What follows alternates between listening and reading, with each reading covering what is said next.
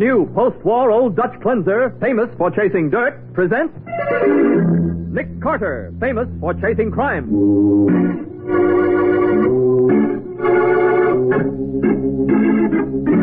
Every week at this time, two great names are joined, as new post-war Old Dutch cleanser brings you one of the most resourceful and daring characters in all detective fiction, Nick Carter, Master Detective.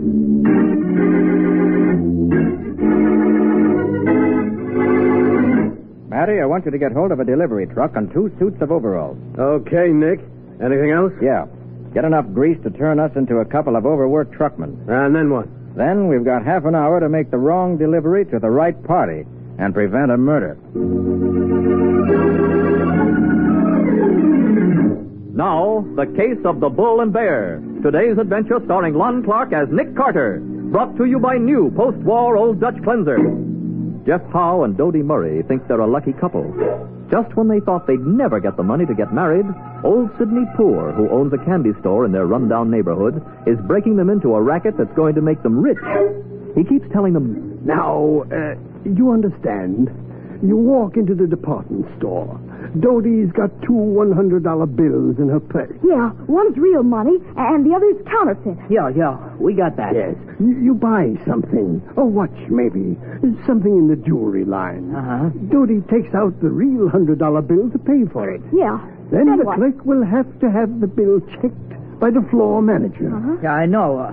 All stores do that. It's a rule. And you make a big fuss. Both of you. Like you're being insulted because they don't trust you. You get that? Yeah. Uh-huh. But when the floor manager says the bill is okay, and for the clerk to go ahead and make the sale, you grab the bill back and you walk out like you're real mad. Well, what do we do after that? You wait about a half hour, then you go back. Make out like you're ashamed of yourself for losing your temper. Apologize. Say you'll buy the watch after all. Uh-huh. And this time, you pay for it with the counterfeit 100. I get it. The clerk thinks it's the same bill the manager okayed. That's right. He won't check it again. He'd be glad to make the sale. So you walk out with the watch, or whatever you bought, and you bring it back here. And bring back the change, too. Sure, it's a cinch. Well, anything else now, Mr. Poor? This is the kind of a test. If it works out okay, I'll take you on regular. I like to give nice young folks a helping hand.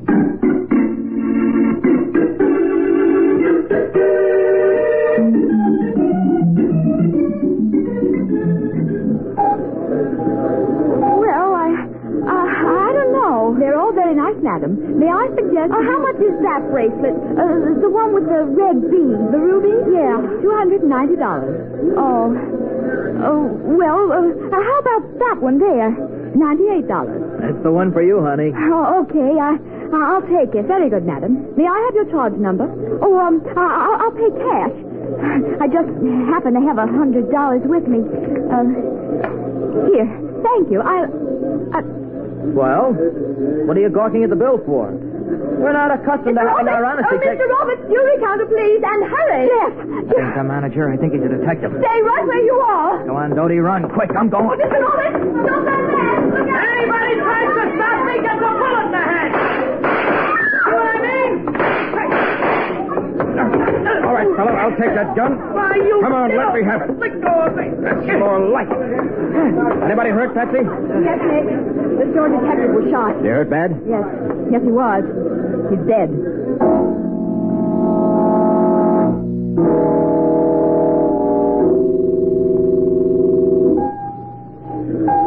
All right, Nick, now see if I got this straight. Go ahead, Benny. Jeff Howe and a girl come into the store and try to buy a bracelet with a counterfeit $100 bill. Right.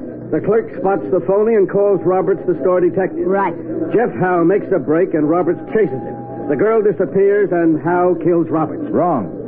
What do you mean, wrong? I mean, Howe didn't kill the detective. But he was doing the shooting. We know that, but he was shooting over his head to break up the crowd. Just the same, Patsy, he could have shot one bullet over his shoulder and drilled Roberts.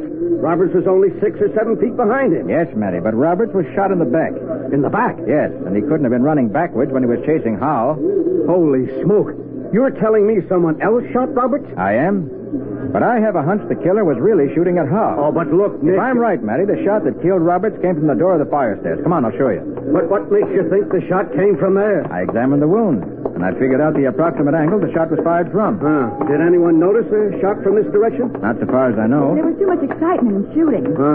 Incidentally, how did you and Nick happen to be here in the store? Why, I was trying to buy a birthday present for a boy named Lucas. And Nick was very annoyed because I wouldn't tell him anything about Lucas. I was trying to make him jealous. Oh, save it, Patsy. Here we are, Matty.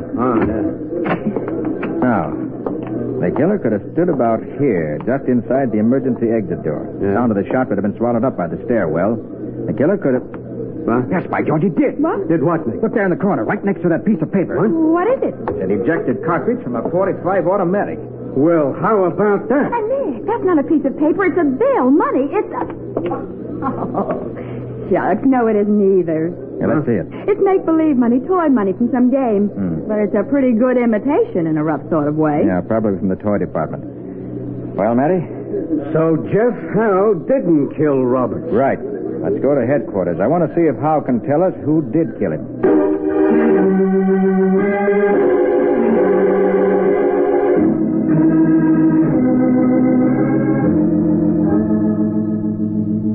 A crazy little dope. Scared she was. She pulled out the phony bill first. Who was she, Jeff? None of your business. Oh, tough guy, huh? Yeah. Look, Jeff, I know that routine. I've heard it 100 times. I'm tough. I can take it. I don't squeal. Yeah, you said it. They all say it, but change their minds when they find out they're suckers. You're trying to be loyal, Jeff. Only trouble is no one's going to be loyal to you. Says you. Someone put you and the girl up to this racket, Jeff, and I want to know who it was. Yeah? Yeah. I've got to notify the Secret Service. I want to give them that information. It's too bad. You ain't gonna. Still loyal, huh? It's rather foolish, Jeff. Why? Because someone has tried to double-cross you already. Double-cross me? Yes, double-cross you. They didn't trust you. You and the girl were followed when you went to the store and were watched very carefully. When you got in that jam, someone tried to shut you up. With a bullet. What bullet? What are you talking about? A .45 automatic slug. Meant for you. What? You didn't get that slug because the store detective got it. And he's dead. Is that on the level, Mr. Carter? Someone tried to plug me? I'm sure of it. Now, look, Jeff. Eventually, you're going to be handed over to the Secret Service. Counterfeit money's their case. They've got you cold on that count. Yeah. But murder. But murder comes first, and murder's my business. So if you want to escape a murder rap, you've got to help me. Well, what do you want to know? A lot of things. Who put you up to this racket? Who supplied the phony money and the real bill? Who would want to shut you up for keeps? It's Sidney Poor. 1270 Grand Avenue. Mm-hmm. But don't tell him I told you. Now, don't worry, I won't. But I've got a few things I want him to tell me.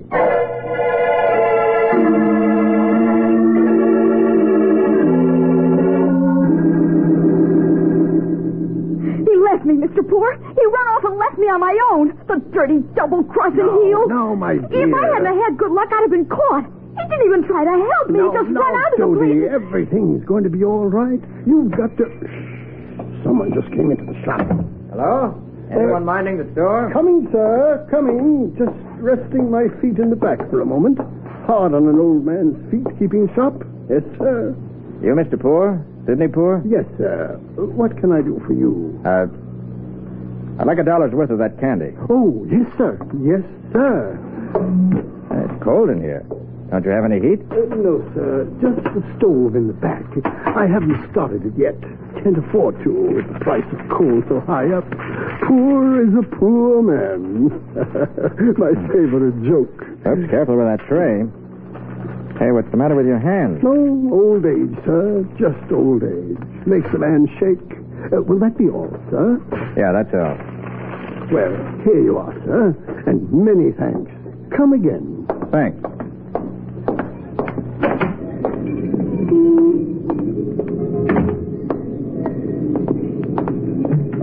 Any luck, Nick? Yeah, here, I brought you some candy, Betsy. Where's Poor? Still in the store? You didn't arrest him. Nope. Why not? He isn't the man we want. But Jeff said... Poor may be the man who started Jeff in the racket, but he isn't the killer, and I have a hunch he isn't the big boss counterfeiter either. What? How do you know? Because he's an old man. His hands shake constantly. He couldn't shoot a gun with any accuracy at all. Oh, but how do you know he isn't the boss counterfeiter? Look, Patsy, if Poor is operating from that store, where's his plant? You need machines, storage space, room for a press. Maybe his plant's in the cellar. There's no cellar. He heats the store with a stove in the back. Oh. No, I have a strong hunch Poor is just a middleman, the agent who passes counterfeit money from the plant down to kids like Jeff. And if we want to find out who killed Roberts, we'll have to locate the plant and the man who runs it. That's right.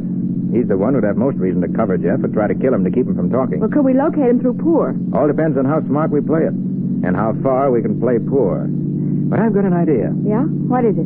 Listen to this and tell me what you think.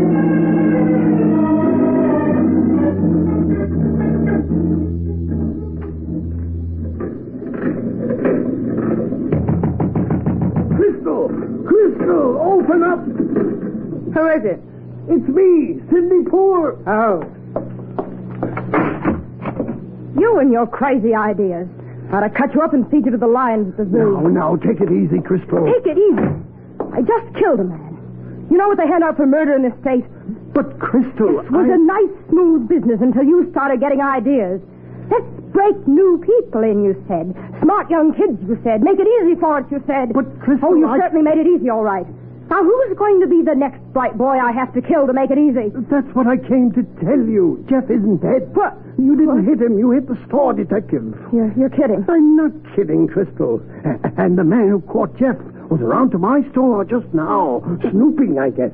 Doty recognized him. Who is he? I don't know. He's a tall fella, about 6'1", weighs maybe 190, dark brown hair, blue eyes that kind of look through you. About 35, I'd say. Nice-looking fella. Looks like an athlete. Did he have a soft hat pulled out in front? Yeah, that's him. Nick Carter. Nick Carter? Yes, you dope. I know he was in the store this morning. I saw him there. Well, I guess we better pull out. You can't buck Carter. I've got to. And I can. I'm smart, Sidney. And I'm already one step ahead of Carter. I don't see it, Crystal. He doesn't know I know he's looking for me. Maybe I'll let him find me. Yes, maybe I will. But, Crystal, You know, it's a funny thing, Sidney. The first murder's the hardest, and the rest come easy. And no matter how many times you kill, they can only send you to the chair once. Crystal Davis, young, beautiful, and hard, stares icily at Sidney Poor as plans to outwit Nick Carter race through her head. We'll see what she decides to do in just a moment.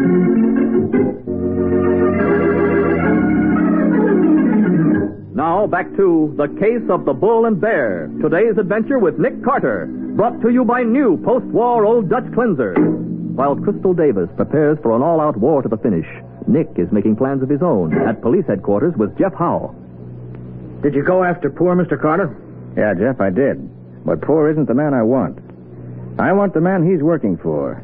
And you're going to help me find him. I am. How? You're going to escape. But how? Patsy Bowen's going to help you. You and Patsy will head straight for Sidney Poor's candy store. She'll tell you our plan on the way. Yes, sir. And get this straight, Jeff. I went out on a limb to give you this chance. I had to do some hard talking to get Sergeant Matheson to agree. Yes, Mr. Carter. Now, this is your chance to come through.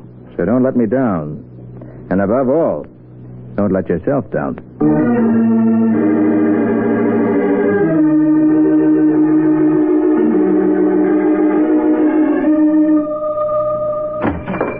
Shut the door, babe. Okay. What are you doing here, Jeff? What happened? Who's this girl? I made a break, Mr. Poor. She helped me. You got away? Yeah, but I wouldn't have if she didn't give me a hand. That's right.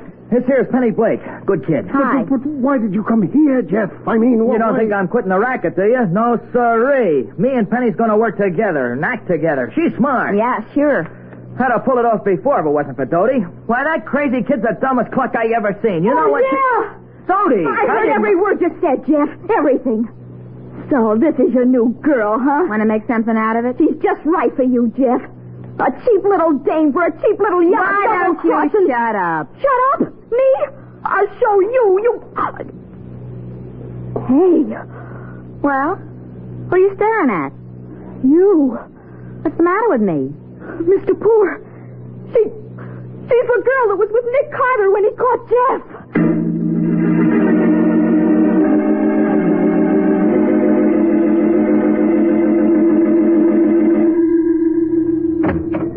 And stay with that phone, Scubby. Patsy's due to check in any minute.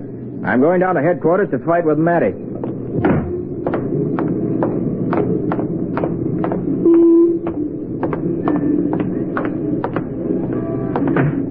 Good afternoon, Mr. Carter.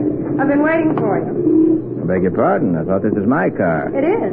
Please get in. Well, thank you. I'm Crystal Davis. Charmed, Miss Davis. Call me Crystal, please. Delighted, Crystal. Thank you. Nick. Are you a gambler? Isn't everyone? One way or another? I suppose so. My favorite game is open poker. I like to see everyone's cards. I like them to see mine. You have some good cards to show, Crystal? I think so. I killed a store detective, Nick. What? You killed us? I killed him with the same gun I've got in my purse now. Is this a confession? No. I'm just showing my cards. You've already shown yours. Patsy Bowen. Oh? I've got her, Nick. I guessed that, more or less. What's your proposition, Crystal? I want you to call off the war, Nick. Drop the case. Let me alone. But someone's got to take the rap for the murder. What's the matter with Jeff Howe? Jeff? Sure. Who cares about him? Pin it on Jeff, Nick. You can do it. Except that he'll talk. No, he won't. I'll arrange it so that you get him back, dead. You will? Nick, if you'll promise me to drop the case, you get Patsy Bowen back. Otherwise... I see. Suppose I give you my word in 1 hour. No, Nick. Now. That's impossible. The whole homicide squad's working on this case. It'll take me an hour to pull him off. It'll take an hour to convince Matty I was wrong about Jeff. You mean that? I do. All right, Nick. In 1 hour. It's a deal. I'll let the girl go in 1 hour. I have your word that you'll drop the case. In 1 hour, yes. You have my word.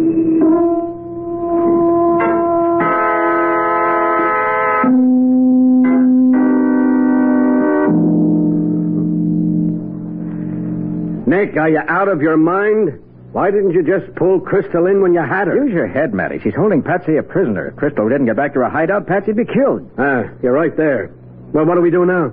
After Crystal left me, I found this key on the floor of my car. She must have dropped it. The key? Let me see it. Here. Hotel key from the Old Kettle Inn.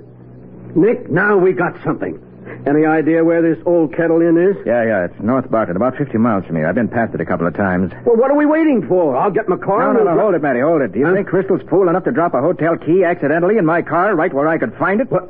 Oh, then you think it's a plan? Of course I do. She hoped we do just what you started to do, dash up there to try to locate her. Yeah, I see what you mean. It's a trap. She wanted to gain time so she could clean up her business and get out of town. She wanted to let me know she was holding Patsy as a hostage. Yeah, and maybe Patsy ain't safe even with that deal you made with Crystal. Yeah, that's what I'm afraid of, Matty. No crook would ever trust anybody as much as Crystal says she trusts me, which means we've got to locate her hideout and fast. Yeah, but where is she? Well, let's use our heads. Suppose we were in the counterfeiting racket. Yeah, sure. What's our problem? First, we need a hideout. A place where we can run a printing press without drawing attention to ourselves. Yeah, a printing plant would do the trick. Yeah, but what do we do with print? What do we print? We've got to be in a position to buy paper and ink of high enough quality to use for counterfeiting money. Oh, there you got me. And our next problem, the distribution of the money. How do we send it out to men like Sidney Poor all over the country? How do we get it to the middlemen who hire the crooks who pass it? Uh-huh. Maybe. Hey. What's the matter? The toy money. What? The crumbled bill of toy money Patsy picked up. It was lying next to the ejected cartridge shell in the store. Well, what about that? Don't you understand, Matty? It was a pretty fair imitation of real money. So real it fooled Patsy at a distance. That satisfies the conditions. Holy smoke, Nick, you got it. You have a plant that makes a game using toy money. Probably a very expensive game because the toy money looks so real. That's your excuse for buying high-quality paper and ink. Yeah, but I never saw a game that used toy money that looked that good. Now, I doubt whether many people have, Matty. And if I'm right, I don't believe the manufacturer cares if nobody buys it. Nick, that's it. That's how you distribute the counterfeit money to middlemen. You send them a dozen boxes of the game with the counterfeit money hidden under the toy money. And no one would ever notice. Right, Matty. Here, let me have that phone. Yeah, sure, here. Maybe when Crystal pulled the gun out of her purse, that toy money came out, too. Maybe she manufactures this game for a cover-up. Yeah, could be. Yeah. Hello? Croydon Department Store? Let me speak to the buyer in the toy department, please. What are you doing now, Nick? Just a minute, you'll find... Hello? Can you tell me whether you stock a game using toy money that looks very much like real money, except that the president's face on the bill is changed to a joker? Uh-huh. Bull and bear. I see. A Wall Street game, speculation in the toy exchange. Yeah. Now tell me, is that the only game using that kind of toy money? It is. Good. Can you tell me the manufacturer who supplies Bull and Bear? This is very urgent. You got something, Nick? I think so. Adult Games Company, 25 Archer Street. Thank you very much. Adult Games Company. You think that's Crystal's outfit, Nick? I hope so. What time is it? Almost 5:30. All right, let's go. I've got a little over half an hour to show Crystal how I play poker.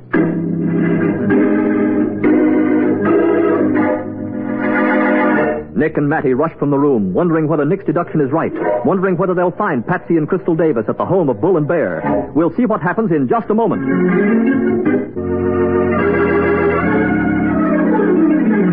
And now for the conclusion of The Case of the Bull and Bear. Today's adventure with Nick Carter, brought to you by new post-war Old Dutch Cleanser. In a dimly lit plant on Archer Street, the presses that turn out toy money for Bull and Bear games and counterfeit money for cheating Uncle Sam make an ominous background for the 5 people who sit and wait. Sidney.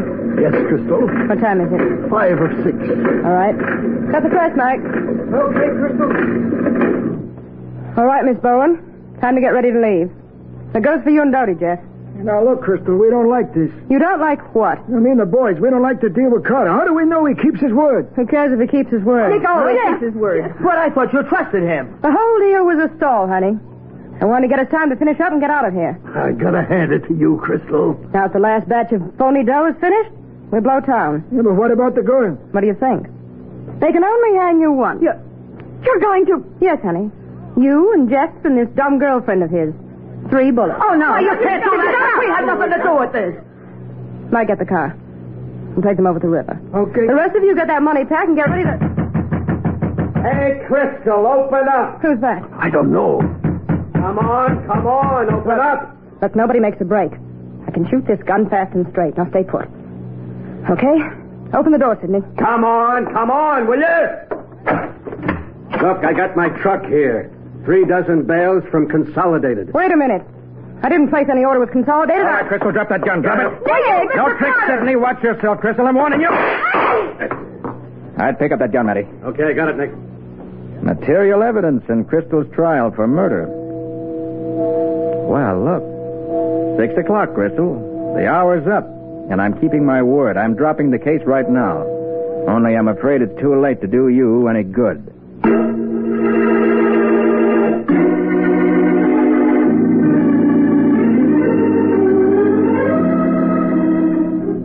Well, it sure was a nice haul, Nick. Secret Service is going to be mighty happy with that printing plant, to say nothing of the list of Crystal's customers. And you've solved your open and shut murder, Sergeant. Yes, Mattie, with the pistol that killed the store detective and the evidence that Jeff and Dodie are prepared to give, you've got Crystal right where you want her. Headed for the death house. Yeah, I guess we're all lucky you and Patsy decided to go shopping this morning, Nick. All except Crystal. And Patsy. Why me? Well, you never did buy that birthday present for your mysterious Lucas. Nick, I'll bet you are jealous. Goody. Now, I can tell you, I got the present already. Oh, but how? You didn't have time. I took one of those Bull and Bear games from Crystal's hideout. It'll be just right for Lucas. He's 10 years old.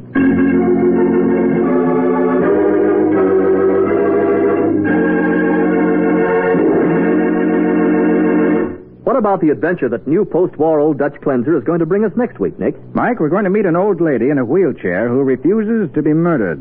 Well, I can understand why she might not approve of the idea. Not only that, Mike, she objected so violently that she joined Nick's staff long enough to catch the killer. Say, that's a new kind of detective. An old lady in a wheelchair. And it's a story I think you'll enjoy, Mike, about a murderer who discovered too late that he was his own victim. What do you call the adventure, Nick? I call it The Case of the Wrong Mr. Right.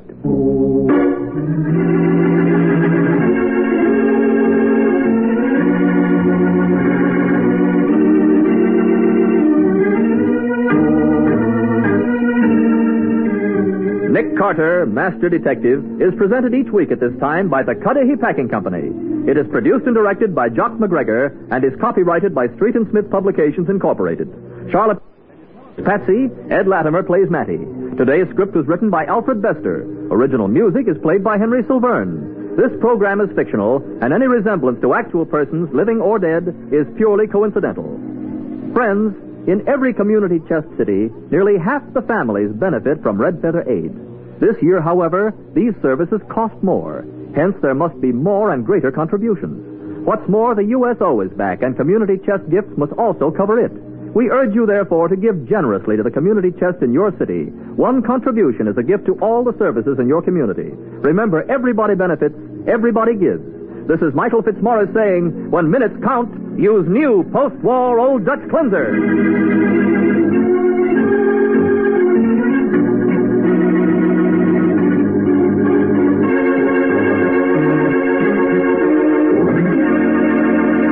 This is the Mutual Broadcasting System.